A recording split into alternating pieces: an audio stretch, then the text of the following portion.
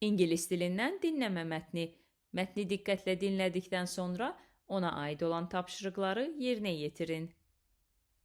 Genetically modified food makes some people nervous because it is still new and unfamiliar. Despite this, many scientists believe GM food can help solve important global challenges like hunger. GM food is created by changing the DNA of plants to give them new abilities. These changes can help crops grow faster, survive in bad weather, produce more food, and resist insects or diseases. As a result, farmers can grow more food with fewer problems, even in areas with poor soil or little rain.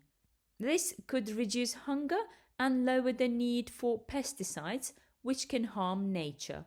Still, there are concerns.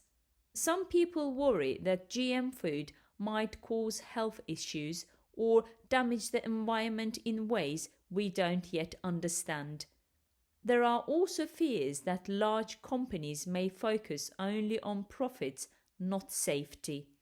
To address these concerns, experts say GM food must be tested and controlled. With careful use, GM crops could support both people and the planet.